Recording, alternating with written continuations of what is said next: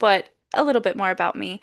I absolutely love and have a heart and soul for people. I love and love, love, love people. I always find myself connecting with people. And so, in the different forms that that is, and the different ways that is, I usually find myself gravitating towards people, and those people also gravitating towards me that are typically finding themselves stressed, anxious, angry, post-trauma, and people who are generally ready to step out of their limitations, not only in their minds, societally, also with their family. So I myself tend to be a healer, and in the forms that that is, the ways that I offer.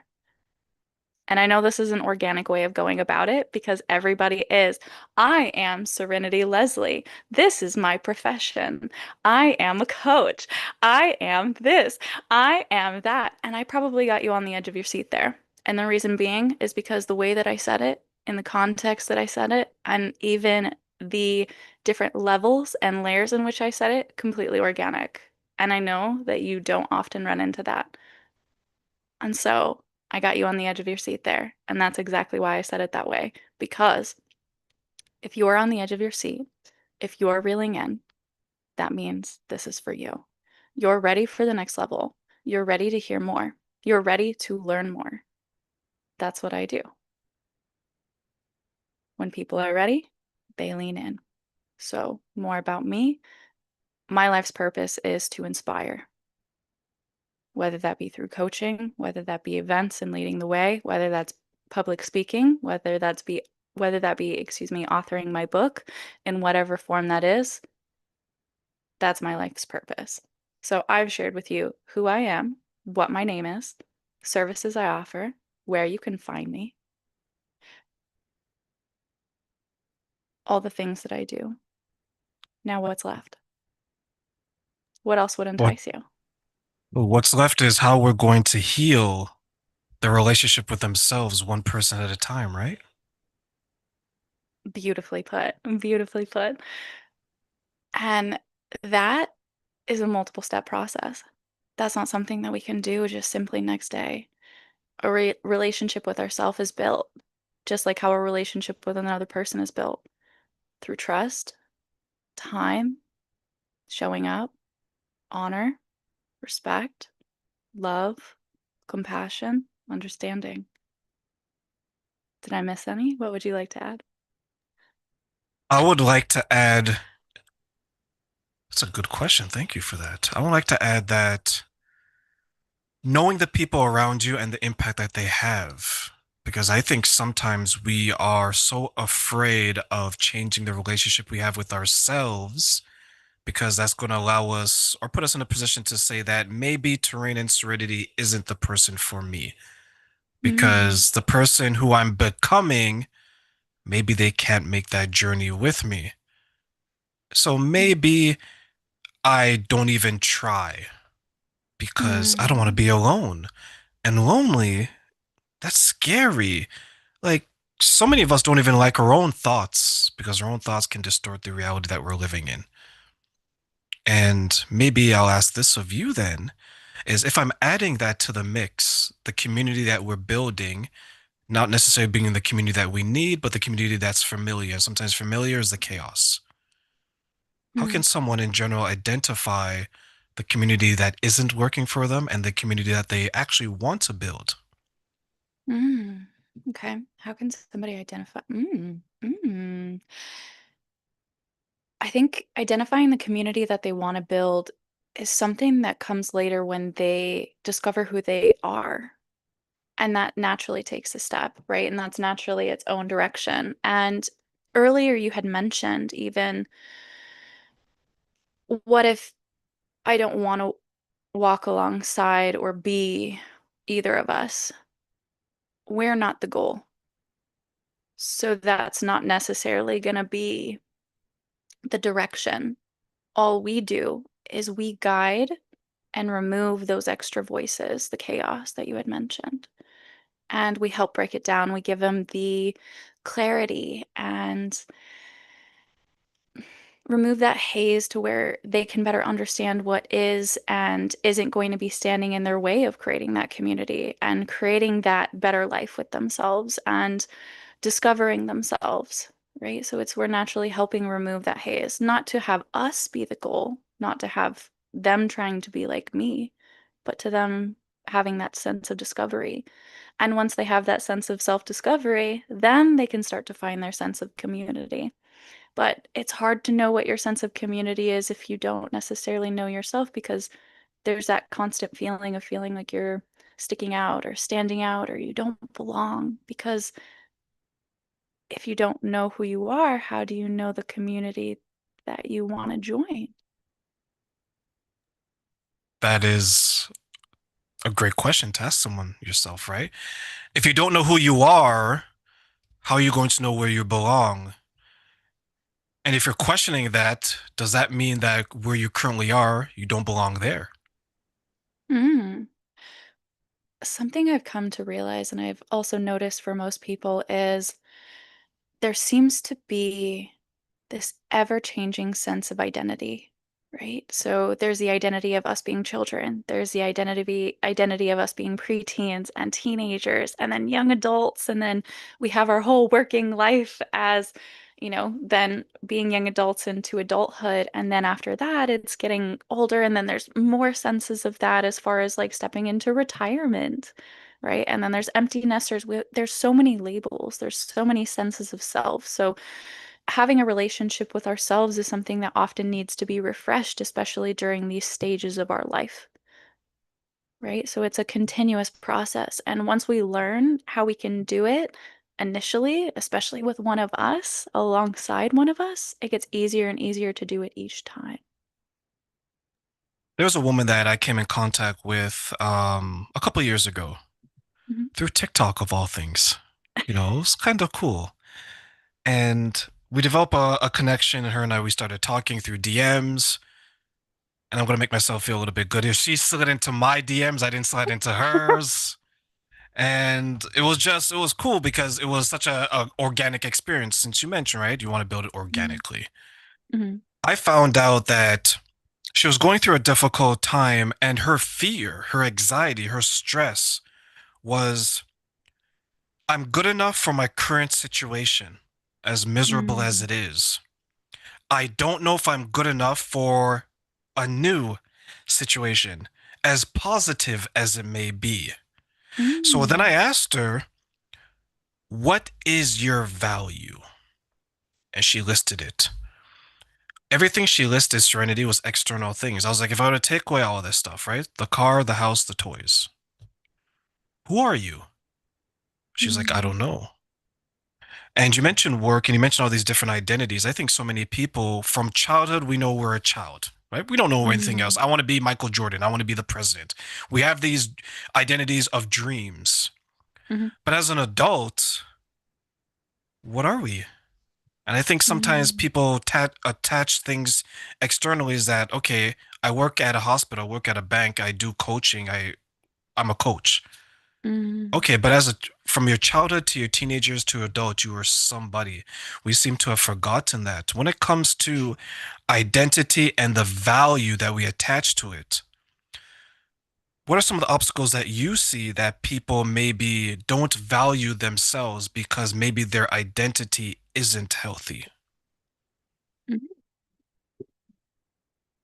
Oh, goodness. I mean, an unhealthy identity is often attaching to untangible things, right? So that's summarized exactly with what you had shared. Sometimes that's with to-do lists. That's with labels, right? I am a mother. I am a teacher. I am a grandparent. I am a community leader, right? And so when attaching to untangible things, when those untangible things are changing, then that distorts their value because they're not actually associating themselves with their value. So, for example, I am valuable just being here. Have value in who I am. I have value because I pour value into myself. I am inherently valuable. Time, energy, all of those things, those are, yes, intangible. That's not exactly what makes up my value. I am valuable because I'm adaptable. I'm resilient. I'm powerful. I am empowered. I am naturally inspiring. I am courageous. I am resilient, right? Those are the things that make me so incredibly valuable. I'm curious to know what are those things that make you valuable to give the audience even more reference points of some examples for themselves. I would say that I've overcome adversity. Mm. Growing up without my mother and my father, I found value in being of service, first and foremost to myself, then Mm, to others. Um, I found being valuable at being able to be balanced, mm. where I went from someone that had to, I assigned value to awards. I did well in sports, I performed well at work, until one day the hard work didn't pay off anymore. And then I didn't win the award. And I was like, oh, there is more to life than just being recognized that way. Another thing that makes me, I think, value is conversations like this. You and I, on a Friday night when a lot of people are partying, this is my club. This is my alcohol.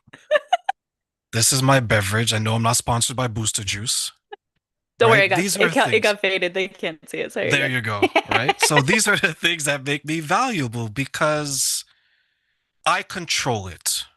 It's a container that I can pour in. If you, other people, pour into it, I love you guys for it. But I'm not Mm, dependent on you guys for it, right? mm, What do you think are some of the obstacles that prevent people from identifying their own value internally mm. versus externally? Oh, internally versus externally. Beautiful question. Hmm.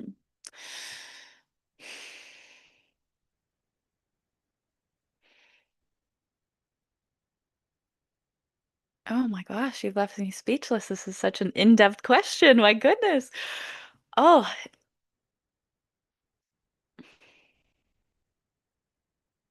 overpouring, overgiving, giving so much more than they have and essentially emptying themselves. I can see that being incredibly difficult, being incredibly challenging, displacing a sense of value, displacing a sense of self-worth, being a challenge that they would encounter. Some other ones could be letting the wrong people in to distort that sense of value and tainting that sense of value. People who are not looking to better themselves, people who like to live in chaos and drama and have no sense of self and no sense of morals and values and a sense of structure, not only for their lives themselves or even others. Some other ones I could see is you had mentioned a sense of balance, and that one's another really beautiful one as far as it being a challenge, right? Is when we don't have that sense of balance, it can be easy to forget a sense of self, a sense of value, is getting caught up in the rat race, getting caught up in daily life, not allowing ourselves to have time to reflect, to think, to be introspective, to be so caught up and so busy that there's not even time to answer that question. There's no even sense of reality with that question because they're so lost with everything else in the world, right? I could see those being some of the challenges. Um, there's also a lot of societal pressures. That one's also another one. As far as you had mentioned alcohol, right? You had mentioned parties and drugs and marijuana and smoking and vaping and really bad places, right? So TV, numbing, turning off our brains, turning off our subconscious, turning off our reality, changing it, tainting it, numbing it, distorting it.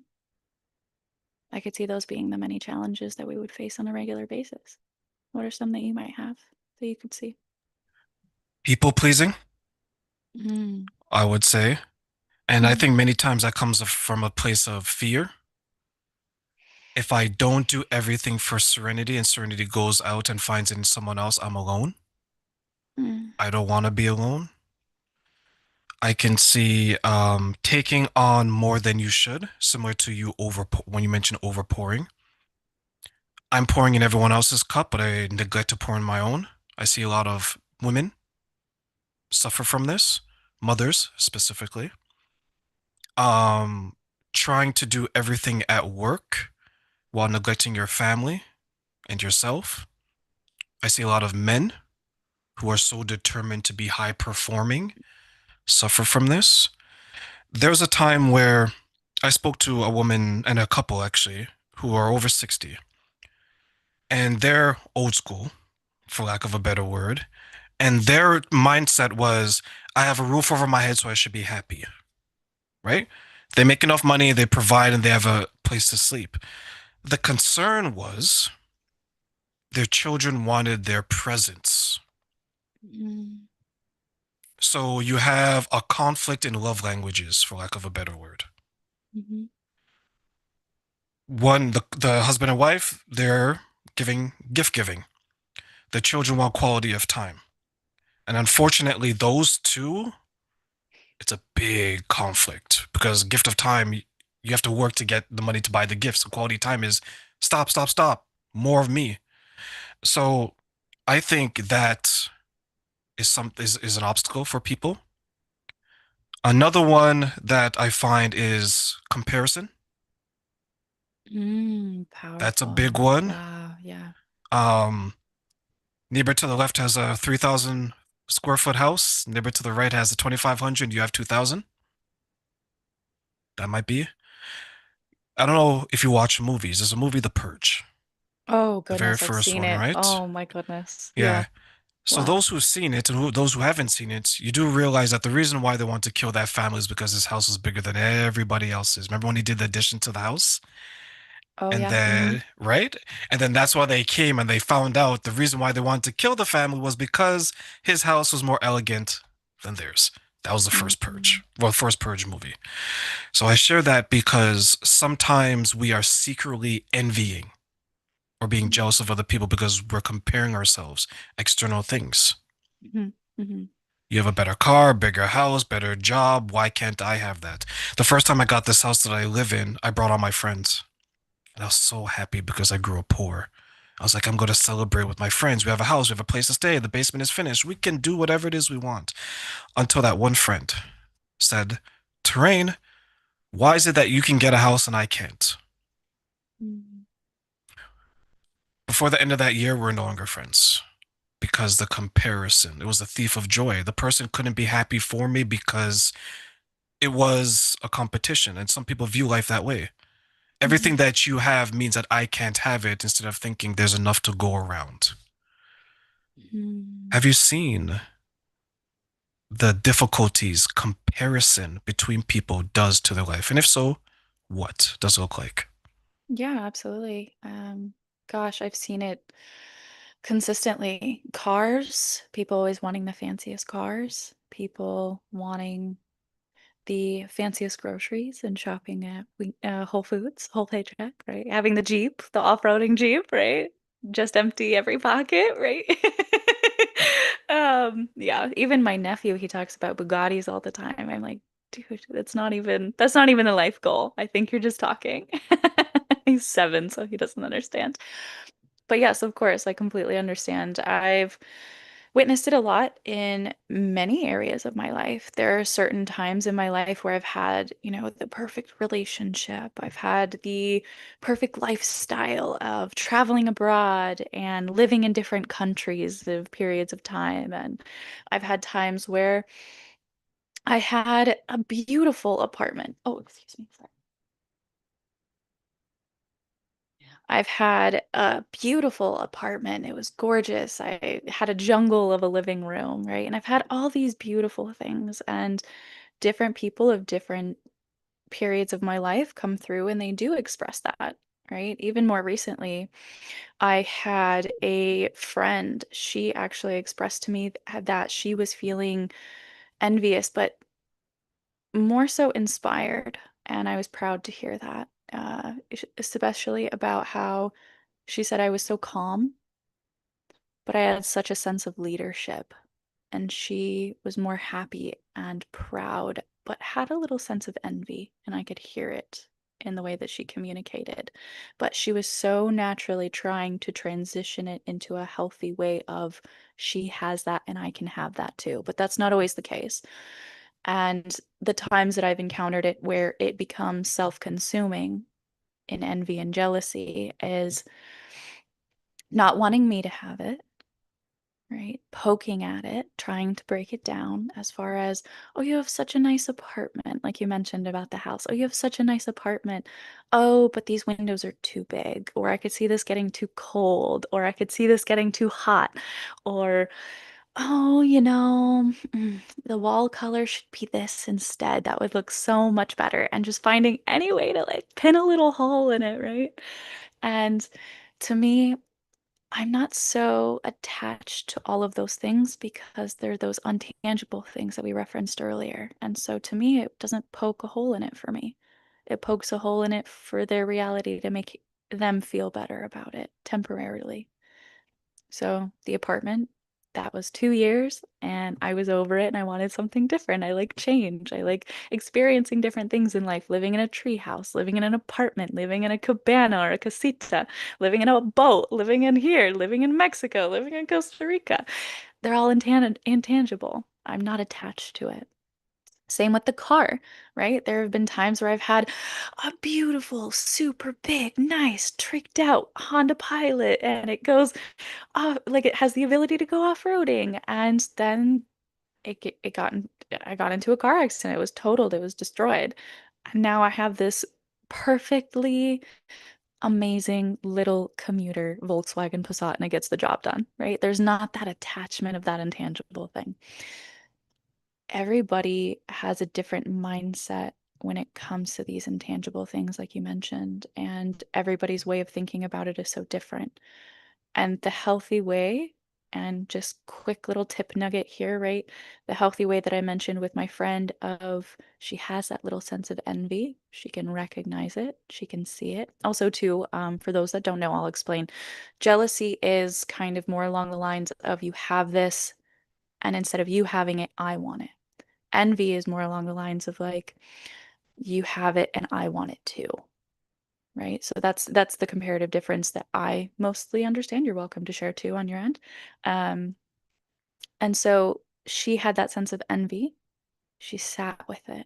It was, of course, uncomfortable, right? It's not an amazing feeling to have, but she decided to see it as I'm actually inspired by this. I can have it too. I can grow into it too. How can I also get this? What are your tips and tricks? What are your resources? How did you do it? Right? And that's the beautiful little transition and pivot. And then it leads into mentorship and coaching. Let me tell you how. Let's get this for you. Actually, I know you like that I'm this way. But what about what you actually want? What about pieces of this that you like? Because the way that I am, or my entire apartment or my entire house might not be the right fit for you. So let's find out what's right for you, right? So there's a few steps there, and I broke it down. What would you like to add to that? I would like to add that I think that is fantastic because to be able to catch yourself is huge, right? Some people, they just don't see it, and your friend is doing a fantastic job of, along that line. Nothing that I would like to add is once you realize what is going on and what you're feeling, what are the next steps to maybe remedy that? Mm. Are you taking the courageous first step and saying, why do I want what my friend has? I love her. I love him. what is going on with me? Is it that I've always wanted what they have, and now that they have it, maybe there's less of an opportunity for me to have it? Mm. Or is it, which I think this is more of the case, it's an insecurity in me. I work just as hard as Serenity. We grew up together. We're in the same field. We're around the same age. Similar looks, similar attractiveness, similar intelligence, similar everything. But she's able to get it. Why can't I? So I think those are some of the conversations that maybe we should be having internally. But it isn't, I want everyone to understand, it isn't bad. Our thoughts are our thoughts, right? And sometimes we have thoughts of this, of jealousy, of envy, of pride, of ego. My concern for some people who experience these things is what are the ways then it's going to show up? Is it going to impact your body? Stress and anxiety? Mm. Is it going to impact your relationships? I can't be close friends with you, or I can't be married to you or date you. Is it going to lead you down a path where you're going to do whatever it takes to get what you want? And this Mm. is where I see some people compromising themselves Mm. sexually, intimately, Oh, very right? There interesting. was, yeah, there was a lady, she wanted love so badly. And she was going to, I forget the name of the group, but she was going to a group session. They were talking about it. And she was using sex to get what she wants. And Serenity was to the point where after the group session, she was meeting up with people in the parking lot. Mm.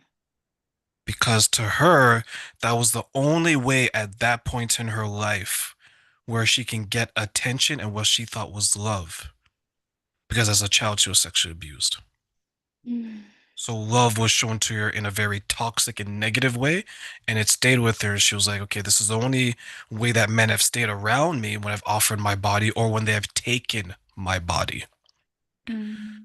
And I share that because we're talking about understanding your value and maybe realizing what's impacting you.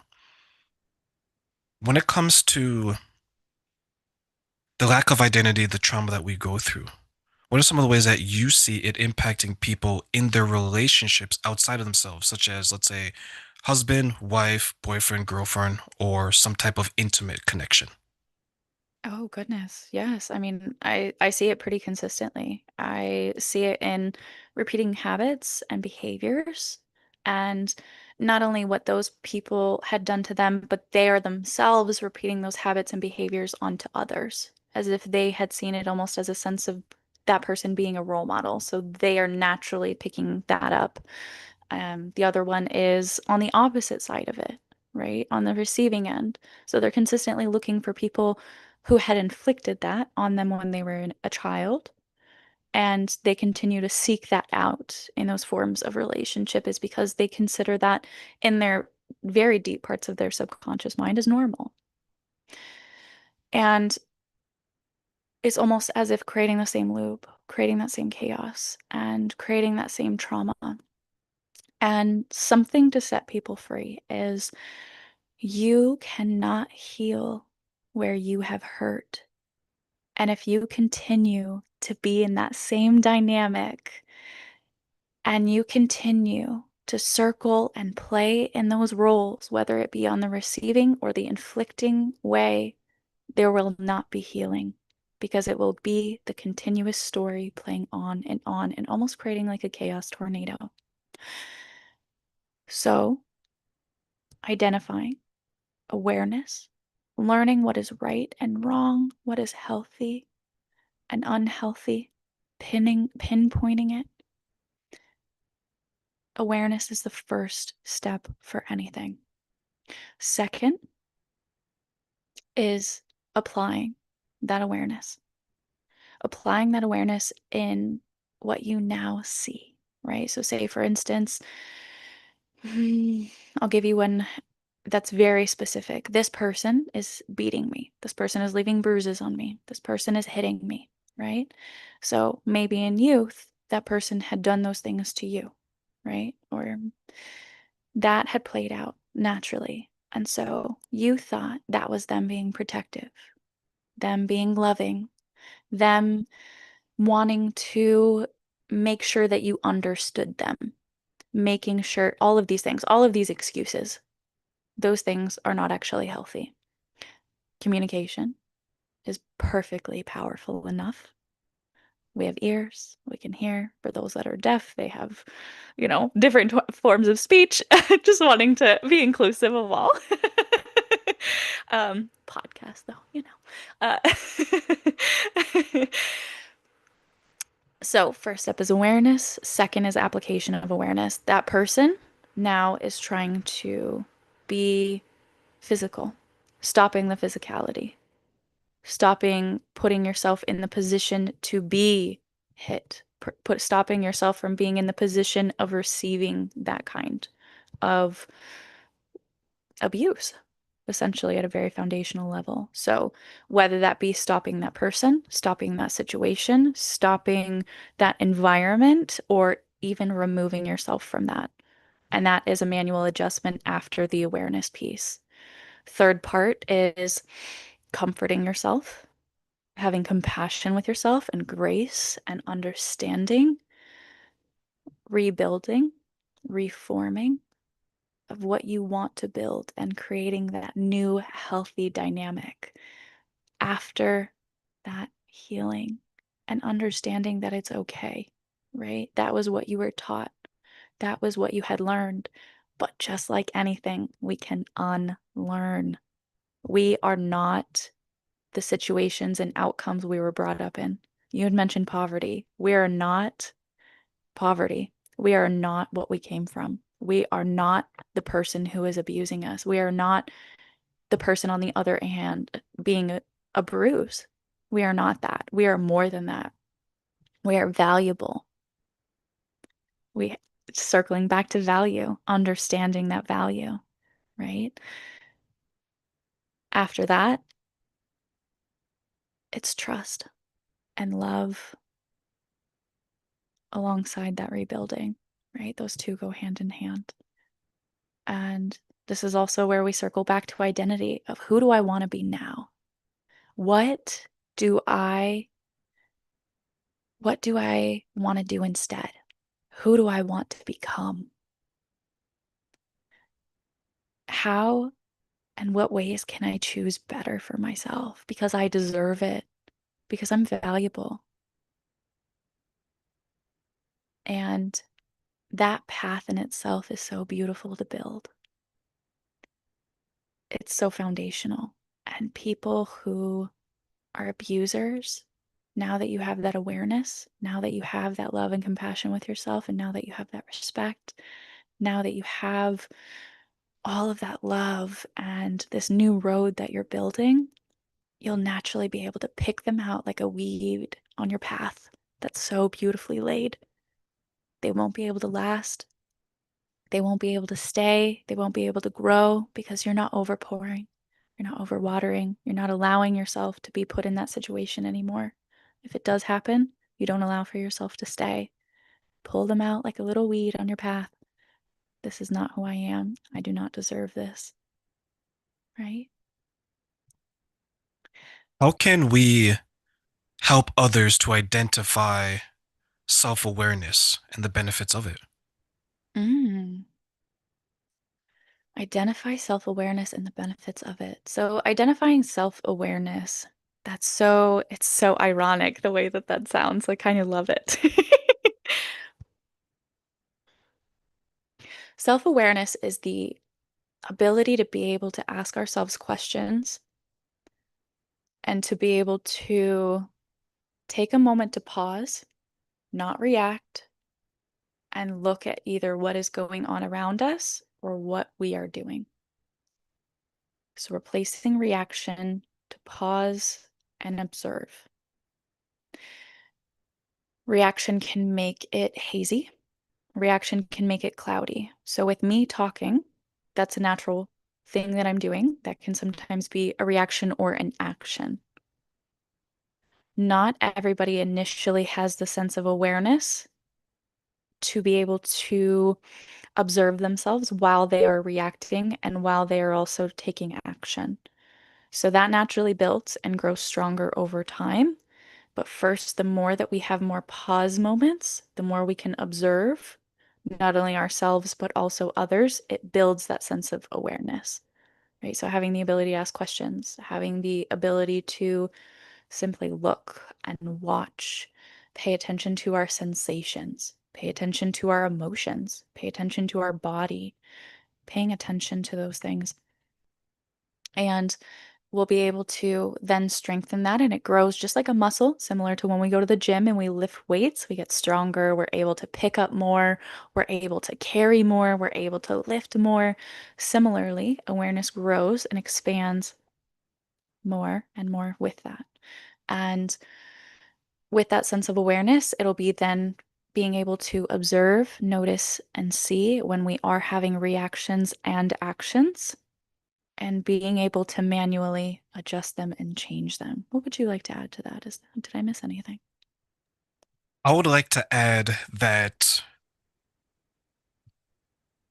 you basically covered everything when it comes to self-awareness. One thing I will share when it comes to self-awareness is the fact that it's going to take work. And sometimes you may miss some things, but don't get discouraged. Mm, Many of us have blind spots. It's a circle as small as a baseball. Some it's as big as a manhole. And sometimes that blind spot can cover the entire world. all Right? senses of reality. Right?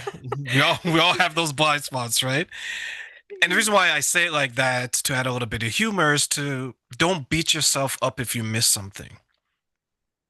We talked about relationships right before this. It's like the person who dates abuser after abuser after abuser after abuser. What has happened to you is not your fault, and no one should go through abuse. There's a however. Mhm. However, there is something that you're missing. There's a flag, there's a behavior, there's something that you're missing. And it could be as easily as Serenity mentioned, right? From your childhood, you grew up with an abusive parent. Mhm. So your household, this was normal, in quotations. It's your baseline, right? My baseline was poverty, so when I got a couple of dollars, I felt like I was rich. Serenity, I wasn't rich. I was driving a Mazda 3, right?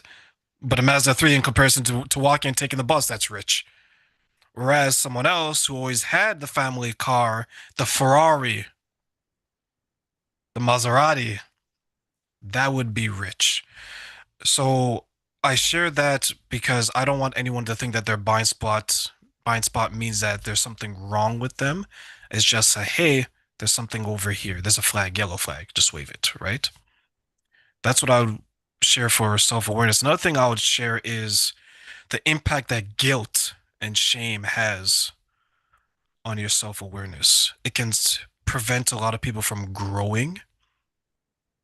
I feel guilty that I'm leaving my friends behind because I have this self-awareness now and I'm growing in a direction that's leaving them behind. I have a little bit of shame because my friends around me say that, who are you? You're acting bougie. You think you're better than us. So what I do is I slow down my growth because now I'm trying to serve two masters. I still have one foot in the alcohol, the drugs, the sex, and the madness. And I have another foot into the new reality, the new me, the healthy version. What are your thoughts on shame and guilt and the impact that it has on people's self growth and self awareness? No, it's so funny that you mentioned that because they naturally feed themselves in the beginning. And the reason why I say that is because shame and guilt can be our blind spots, right? And they haze that ability for us to be able to naturally progress forward. That shame and that guilt can then prevent us from being able to feel that sense of happiness, right? So we mentioned before, say, the friend that came over to your house and he had that jealousy. And so he naturally had a sense of shame and guilt that he inflicted on himself. And that shame and guilt was preventing him from pushing forward with that sense of awareness to be able to recognize his jealousy. And it created a wall for him. And I also want to re mention the little weights at the gym, we always start at 5 pounds. All of us, we always start small. And then gradually over time, with more consistency, we are able to do better. So, that friend that was jealous of your house, he would first need to approach that shame and that guilt for him to then be able to get to that point of bravery, courage, and resilience to have that conversation with you and to talk about it and to just be, I'm having these emotions, I'm having these feelings. Let's talk about it, right? I know that these are not you. I know that these are not me. These are temporary. And that's kind of a higher level, right? So the first level would be facing that shame, facing that guilt of this is okay. I'm going to do great. I'm naturally, I will get there in my own time, right? And that gets rid of shame. Guilt of why can't I get there yet? Um, I'm not enough. I can't do enough, right? One step at a time, one 5 pound weight, every so increment, I will get there, right? And overcoming those then gets us to the next portions. And so shame and guilt can actually cover a lot of our blinders. They cover a lot of that sense of awareness. They cover a lot of our senses of reality. And some emotions can be blinders in that way. So um, yeah, it's a little tricky, but each of those has their own sense of awareness that they can give us and awareness that they can feed us. So in those moments when those are hazing and when those are covering and when those are our blinders, simply sit with yourself. Where do you feel it in your stomach? Where or where do you feel it in your body? Excuse me, not your stomach. Where do you feel it in your body? What is that sensation giving you? And then I also recommend a beautiful tool. It's called the Wheel of Emotions, pointing out what those emotions are. And this is something that we do in coaching. Really beautiful and amazing, valuable piece for you, right? It is not your value. It is a piece of value to offer that you can build more value inside of you, right? Is being able to poke and decide which of those emotions is what you're feeling in your body. What is that sensation? What is that feeling? What feels most accurate? And you can also look these up in the dictionary too if you're unfamiliar. That grows your sense of awareness, education, knowledge, learning, sensation, feeling, acknowledging. And that tool also reminds us that these things everybody feels. They're external. They are not all of us. They are not our sense of being, right? So we don't need to identify with I am anxiety. No, we're not. We feel anxious. We feel guilt. We feel shame. I am not shame. I am not guilt, right? These things are external. So hopefully that tool is an amazing tool that you can use just to step forward with a little sense of awareness. We just gave you guys some little gold nugget sprinkles right there. What is your favorite tool that you often use with clients to help their sense of awareness, just in the beginning, initially? My favorite tool is I like to ask two questions. What do you want to start doing or feeling? And what do you want to stop doing or feeling? Oh, power. Yeah. And let me tell you, when it comes to the stop, the list is 1,000 pages. Everyone has something they don't want to do, right? I don't want to work anymore.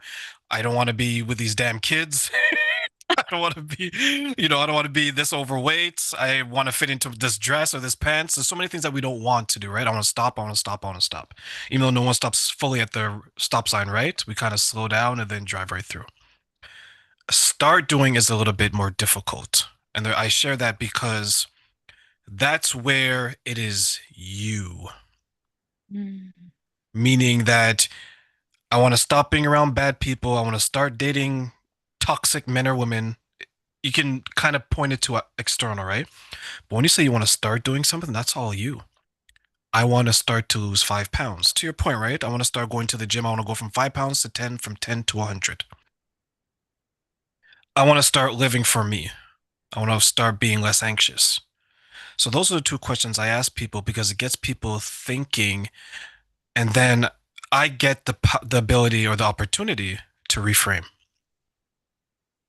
What I'm hearing is you're saying that you want to start having bad relationships.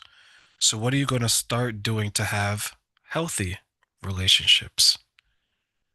Right? I'm just reframing the negative because I want to get my clients and everyone out there thinking about it in a different perspective and changing their perception. It's not I can't, I can't, I can't. It's I do, I do, I do. And I take away the word that I am going to, because I'm going to could mean anything. I'm going to lose 5 pounds. When? Well, it is the 2026, let's say 2028. I'm like, no, no, no. We need a more realistic deadline. Okay, how about tomorrow? How about tomorrow? Right? So I want you to start going to I want you to walk down the streets, go to your local Starbucks. I want you to say hello to 5 people. Yes. It's going to be scary. It's going to be emotional. It's going to be everything that you think it's going to be, but it's going to be great. When it comes to big emotions, Serenity, how scary are big emotions for some people? Oh gosh, they are overpowering for most people. Most people try to numb or avoid or hinder or blur, ignore most emotions, and especially anxiety, stress, anger, sadness, grief. Right? Of course, everybody wants to feel joy, excitement, love, but all of those things cannot be felt unless we feel all of the emotions and we let all of them flow in a very healthy way. There's not blockages, there's not stagnancy, because on each and every single emotion, there is an opposing emotion, the positive, the negative, right? Or the up and the down. Similar, it's funny. If any of you have taken art, there's always the complementary colors, and then there's the colors that are directly against each other, right? So love could be red, and then the other side of that could be disgust, right? Or anger, or, but each of those naturally all go together. We're human, we each have all of these emotions. And if we block our love, we're naturally numbing our emotion. And so that naturally numbs the other emotions. And so some people will be like, well, why am I not happy? It's like, yes, we can look externally all day long. We can change jobs another 10 times, right? But that's not always necessarily the solution. Like, okay, well, you're not feeling happiness. Are you feeling sadness? Are you feeling anger? Are you feeling disgust? Are you feeling excitement? Are you feeling joy, love? Are you feeling, what emotions are you feeling? I'm not feeling a lot of those. I feel depressed. Okay. And there are so many, and I know this is going to be a controversial topic, but there are so many medicines out there for people to numb. There are so many vices out there for people to numb, right? And similarly to what I had shared earlier, is emotions are temporary.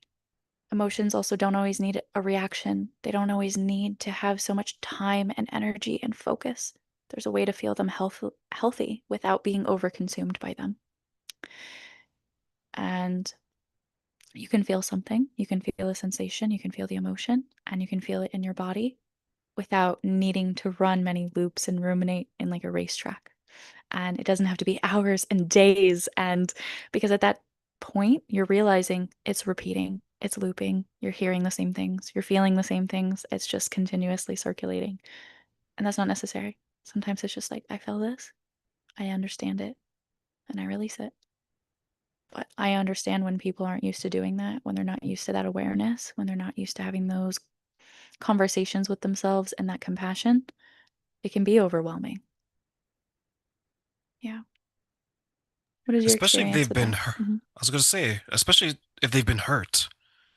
I've opened up my emotions because these are big emotions. I feel I'm not good enough because My partner went to someone else instead of me for a problem. I wasn't given the opportunity. So maybe I feel I'm not good enough to even be asked to help problem solve. And as a man, that could be a difficult thing to accept because we're painted as problem solvers, Mm. right? Women in general viewed as, let's say, nurturers, empathic. You guys feel it. You guys are heart centered. A man, we're thinking, we're problem solving, we're task oriented, we are head centered. So not being given the opportunity, that's a big emotion for me to come to terms with, even though it might be small to her, and she may not have done it in a malicious way. It was just maybe proximity, timing, whatever. So I can see some men struggling with that because now the essence of them has been questioned. And you mentioned that experience all the emotions. Well, sometimes men are told you can experience anger and nothing else. Sometimes women are told you can experience everything but anger. Right? So now we're in that trap. Like, where do we go? If I can't go to my partner, where do I go? If I don't have the community, where do I go? If I don't trust myself to be vulnerable because I view it as a weakness, where do I go? For those who are struggling with being vulnerable, not only to themselves, but to maybe someone they're in a relationship with, where do they go? They come to us. That's what we're here for. We're here as that resource. We're here to help uplift. We're here to help them gain clarity and to have a safe space to release and to express themselves and to heal.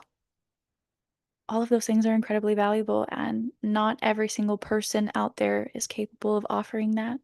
Not everybody is trained in the ability to offer that, right? We're certified. So that's also a difference there. And not everybody even makes it their mission or their goal to be able to hold that same sense of space. I love being able to be that person. I love people. I love watching the healing journey and to assist and to offer that clarity and to offer that safe space. That is something I find full fulfillment in. And I welcome you to come and to join that safe space and to be a part of it. And I'm sure that you do too. And offering that because it's a sense of who we are and who we want to be. And you are welcome to join. What are some of the ways that you hold a safe space for yourself? Mm. I, I, I'm going to do a humble brag here and I'm going to say I offer a very safe space for myself. It's taken time, and some of the ways that I've done it has been, excuse me, first and foremost, love and compassion. Love and compassion, and also grace. And those things I had to learn. I had to learn grace and compassion because I wasn't initially taught that. And it wasn't a sense of my awareness. It wasn't something I was given. I had to grow that sense of awareness. So, with that, that means and can look like, I'll give you an example. So, I recently stepped out of working with some other companies, right? And those companies were going in a different direction and getting a little bit more strict. And one company even ended up going out of business, right? So that's an example. Another example that I could give is my car right now is having car troubles, right? Having some car problems. Another example that I could give is um I was working, or excuse me, not working towards, I was trying to be featured somewhere. All of these things, the feature didn't end up working out. The job closing down didn't end up working out. They went out of business. This other company getting more strict. I no longer aligned with their direction and their path, and my car having problems and troubles. These are all very relatable, especially to every day for everybody. And I'm going to break it down for each of these. My car, it's okay.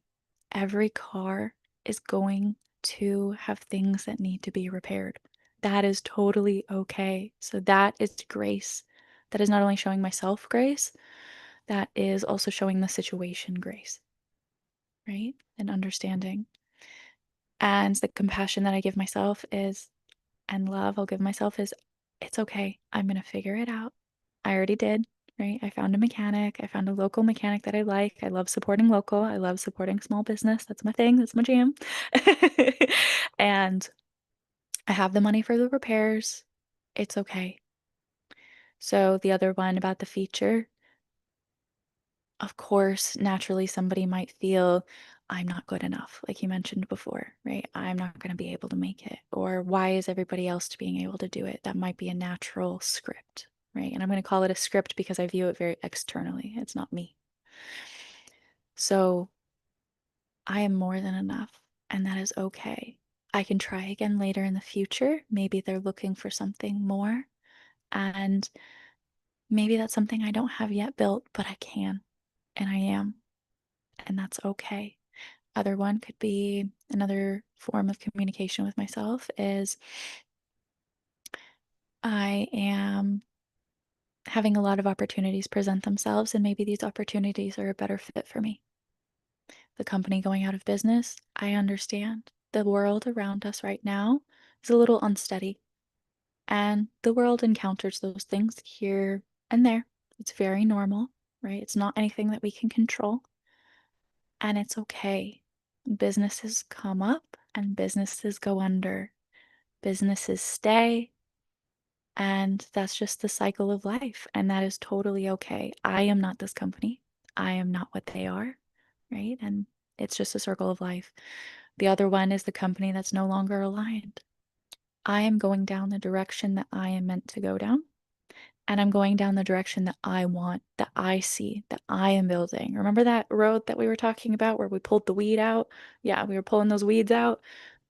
This is the road, and that is simply a path that I'm no longer walking, and I've went down another direction and I'm building this road, and that's totally okay. And I am strong. I am capable of figuring it out. I am adaptable. These things are not who I am. These things are not happening to me. These are natural pieces of the life. Things come and go, things cycle, things circle. These are all very normal. The examples you just shared and the way you broke it down reminded me of 2025, just last year. I spoke to someone, I said, sometimes there's blessings, good things waiting for you, but the reason why you can't see it is because there's a person, place, or thing standing in front of it blocking your view, Oh gosh, I just got chills. Absolutely. right? Amen. Yes. Amen, sister, amen. So I had to take my own advice and I had to remove myself from a situation last year. And since I did that,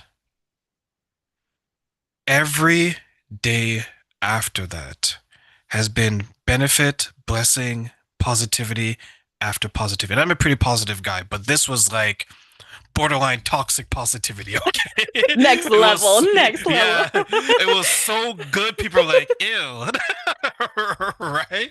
You're I'm like, like, okay, hey, yeah, gotta up level the whole everybody yeah. around you. Yeah, continue. Yeah, that reminded me of what someone said at one of our grief meetings where they turned over, they said that someone else's take that poop and turn it into manure. And I was like, I was making it into manure, right? I was taking other people's poo and making it into manure. And I share that because even someone like me who coaches other people, maybe like you and many others, we have our bad days, we have our struggles, we have our, oh my God, I can't believe this is still a thing in my life.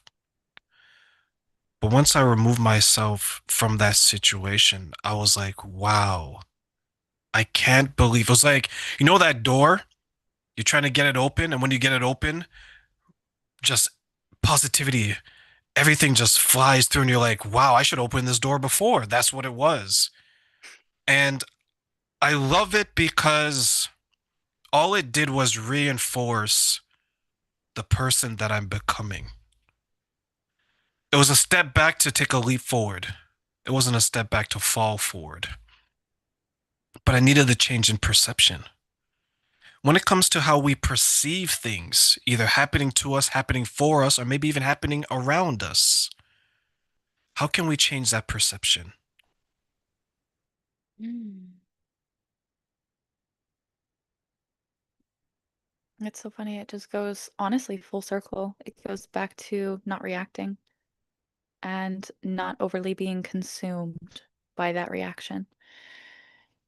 So I'm going to also play into this too, right? You had mentioned, or we gave some examples of all of these things, right? So my car is having problems.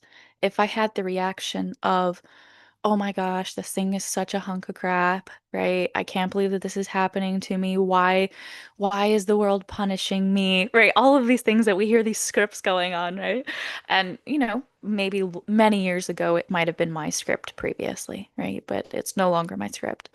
So some of these scripts, right, is I can't believe this is happening to me. The world is punishing me. I shouldn't have done this. This is just, right, this is spite. Somebody's spiting me. Who put something in my car, right? Blaming another, right? So these are all things that are reaction, and this is a reaction of anger. This is a reaction of shame, the guilt. I'm feeling guilty that I'm not able to go do X, Y, and Z with my car. I'm not able to show up in X, Y, and Z form. Shame of, I can't believe I have a car like this, right? Anger of, I'm angry that this is a problem. My car should never break down. My car should never have problems. Um, so the more we feed into overly reacting, the more that becomes our sense of reality. And there's also a difference between a healthy release and feeling an emotion versus reacting on it. I can feel angry. I can feel that guilt. I can feel that shame, but I can feel it and acknowledge it and let it pass. If I react on it, I'm feeding it. I'm creating that sense of chaos and I'm feeding that sense of chaos, right? So there's often this analogy, right, of what wolf grows bigger? The one you feed, right? So if you're feeding it, it's going to get bigger and bigger and bigger and give that sense of chaos. So feeling it, acknowledging it, but not necessarily reacting with it. And so some other forms of reaction could be, I'm going to call and I'm going to yell and I'm going to complain and I'm going to call every single shop and they better get me in and they got to get me in. And let's piggyback off of the poverty one, right? Is they got to get me in for this price. And if they don't get me in for this price, I'm not going. And da da da da. And I'm calling up my husband and I'm going to complain to him. And I can't even believe this. So now a situation that could have just simply been feeling it, acknowledging it, releasing it, just turned into chaos and just turned into that sense of reality and that perception that we're choosing. How easy is it to get trapped in the chaos? Well, if we were taught to feed it, it's incredibly easy. If we acknowledge those around us and have those people in our circle that are also continuously feeding it, then we are naturally going to have the influence of feeding it. Right? So that's also influence. If people are doing it at work, we're going to end up also naturally doing it. It's so incredibly easy. And this is why people get so specific, especially when they're on that personal development journey. They get very specific about who's in their circle. They get specific about what job they're going to, right? Who is around their influence, being a little bit more protective of their messages, what they're consuming on social media, who they're talking to, the types of conversations they're having, right? Because this also plays into triggers. Naturally, each of us have triggers. A trigger is something where it's a conversation or it's something that happened that naturally triggers an emotion or a memory in us. Most of us end up having a natural reaction to it unless we've healed it. So, when we become more aware of that, we communicate our triggers, we're aware of our triggers, and we also heal our triggers. And some of us also limit the things that trigger us. And so that's limiting the circle, the social media, everything like that. So it can become very easy to be consumed by it. Very, very easy. So with the awareness and realizing that we have the power to be able to control and to choose what we absorb, what we learn, what we acknowledge, that's when the real change starts happening. Do you think everyone is aware that they have that choice to make those changes? Maybe they didn't before, but now they do. After today, Absolutely. after today. I learned the What? hard way of the power of choice. I Mm. definitely learned the hard way because I didn't think I had the I didn't think I had the power to choose because that power was in my young years was taken away from me until I had to take it back. And once I took it back, I made sure that I'm not going to relinquish that power ever again because I knew what life was without that power. I know what life is with that power, and I was like, I like this. I like being able to control the narrative. Right? Regardless of what the outside world is, because I'm, to your point, right, I'm true to me. I love this identity that I've created. I've accepted it. I'm at peace with it. And I'm going to continue to be the architect of my amazing life because I design all of this. But you're going to say that when it comes to the power of choice, they know now, but continue with what you were saying. So I want to piggyback off of that. You mentioned something so incredibly valuable. You mentioned power being taken away from you. And the part that I find very interesting is when we're children, we're not actually given that much power. We're not actually given that much power of choice of what we like. It's this is what's made for dinner and you're going to eat it. This is what you're going to learn in school and you're going to learn it. And it's not until, and it's completely depends on what country you're tuning in from, right? And what country you came from. Each of them is very different in the senses of um, independence, right? And responsibility. Each of them is very different. But here in the United States, where I'm at and where it's easiest for me to reference, again, inclusion, love you all, is it's very different because you don't get that sense of power until you're given that sense of independence. And sometimes that can look like 16, sometimes that can look like 18. And it's going and go get your first job. You're going to start driving that car, right? Because you need to start driving yourself to school. And of course, all of this is communicated differently. Like it depends on the house that you grew up in, right? Is like, you're going to do this, or it could be, all right, sweetie, we're going to go ahead and we're going to invest into a car that you can have for you to start driving to school, right? Regardless of whatever way it's communicated, it's a new sense of responsibility, it's a new sense of independence. And with both of those things, there's a new sense of power. And each of those, the more independence you have and the responsibilities that you have, you gain that sense of power. You have power of choice, power to decide, power to move forward, power to lift up those things that are your sense of responsibility, power in the direction that you're going, right? Power of how much energy, how much time. And I also want to clarify that the more responsibility we have doesn't necessarily mean the more power we have. And I want to give a very clear clarity point on that, especially so people don't over identify or don't over choose to go that direction because that can end up with ego. So, yeah. I love that you mentioned the ego part because that does play.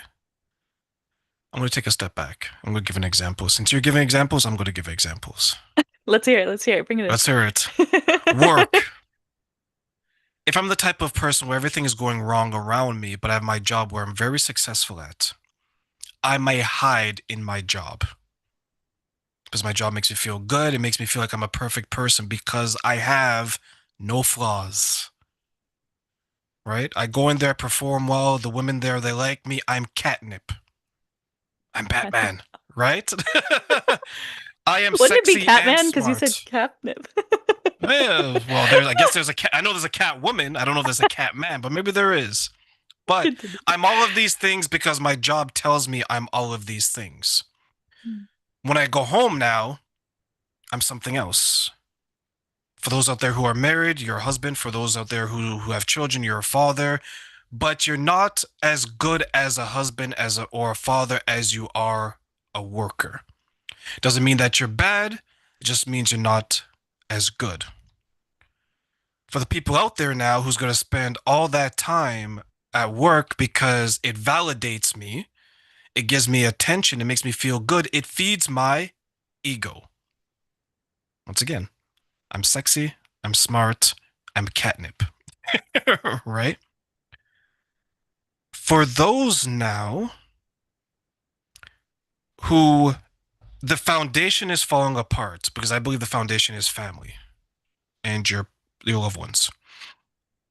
For those who are struggling with the foundation falling apart because they're feeding their own ego and they're allowing other things to distract them from other people that need their love, their attention, maybe their validation. How do we then find, and this goes back to our earlier point, the balance between the identity that I'm portraying in the outside world and the identity that I hold true? Mm.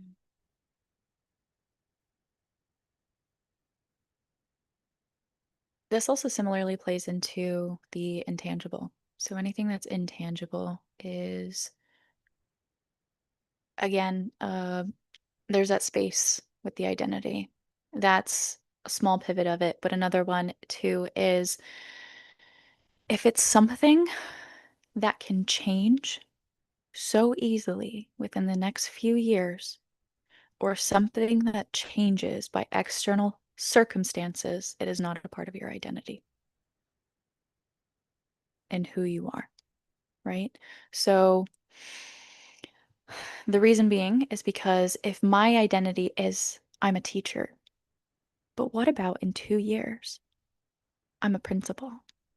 What about in 5 years I decide I don't want to be those things? A sense of identity could be I am somebody that loves to educate, right? And I love to share. I guess I would communicate it differently than a label. Maybe I would see it more as a label if it's something that's external. And that's simply my perception. I'm curious to hear about your answer to this question. Repeat the question so it gives me time to think.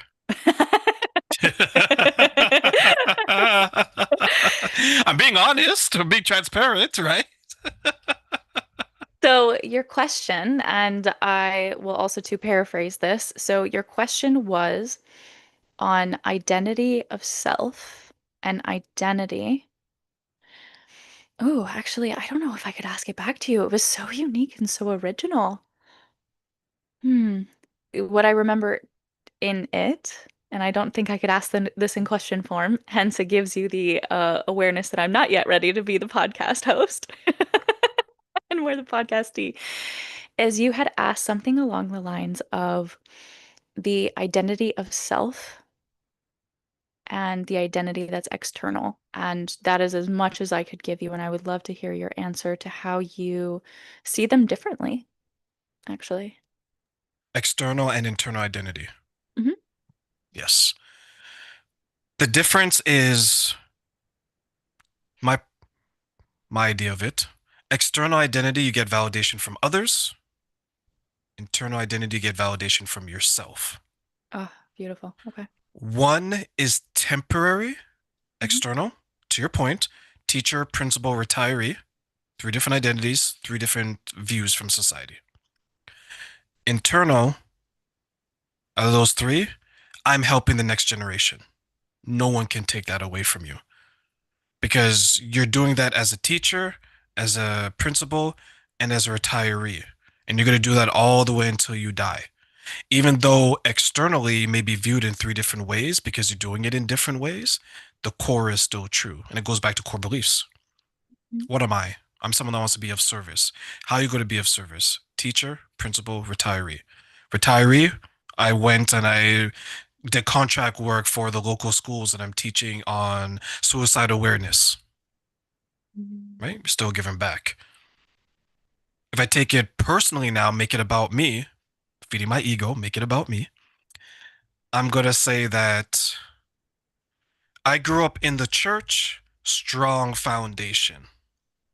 My grandmother who raised me instilled that into me, strong foundation. I went out into the world in my teenage years. I started giving Bible talks and Bible readings. That put me in a position to create the skills that I have now to podcast, to work with two charities, and to be part of grief charities, retreats, and groups giving of service. It started with my grandmother because my grandmother was of service. Mm. So that was identity that was not only bestowed upon me, but I was put in a position to help design it, and then I ultimately claimed it as my own. Mhm. Whereas sometimes as children, your parents will give you an identity and you fight against it, right? A lot of people who migrate to different countries, they want you to be what? Doctor, lawyer, accountant, right? But that's what your parents' identity was. And they're saying that, well, my grandfather was this, well, I'm this, and my son's going to be that. That's not your identity, so you fight against it.